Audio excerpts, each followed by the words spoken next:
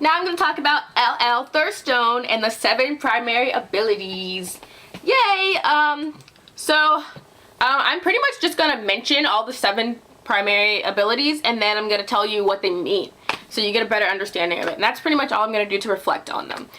So basically I'm going to start with word fluency, which measures an individual's symbolic verbal fluency. So how you pronounce words and how you're able to like generate those words and stuff, you know, remember words and stuff.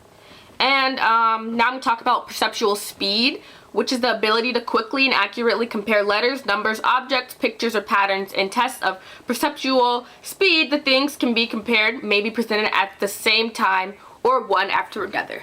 So you gotta be able to, you know. Also, another thing I'm going to talk about, primary ability, is reasoning. So the action of thinking about something in a logical, sensible way. Like, why'd you do that? Why'd you do that? Why'd you do that? You know? So, associative memory is another one, and it talks about a memory capable of determining whether a given datum is contained in one of its addresses or location.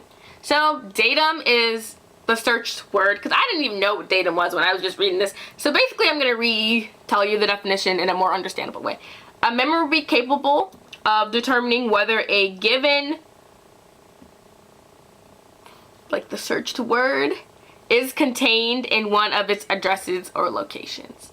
So basically being able to like bring two things together, like kind of like how by reading the word associative memory, I already like assumed what it meant.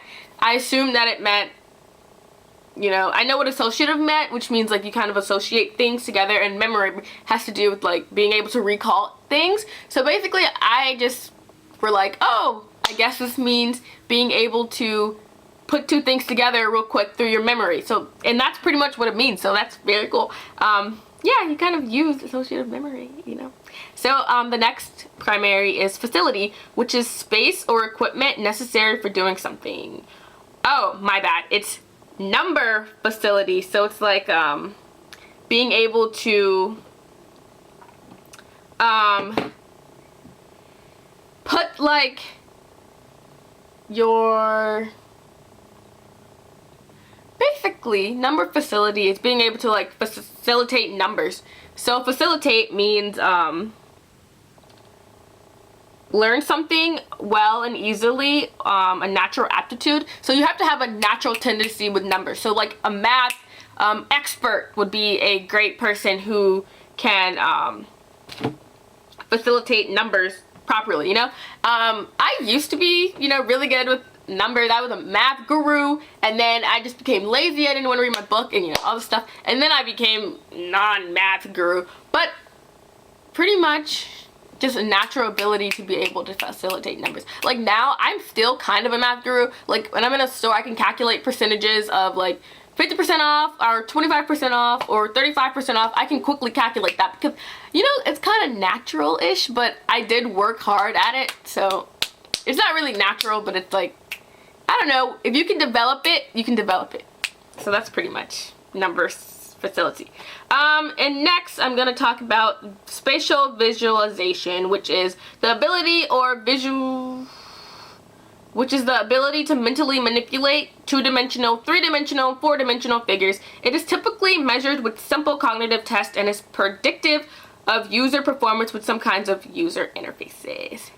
And then I think I have one more. Verbal reasoning, which is understanding and reasoning using concepts framed in words. It aims at evaluating ability to think constructively rather than at simple fluency or vocabulary recognition. Large graduate training schemes are increasingly using verbal reasoning tests to distinguish between applicants. And yeah, that's pretty much all.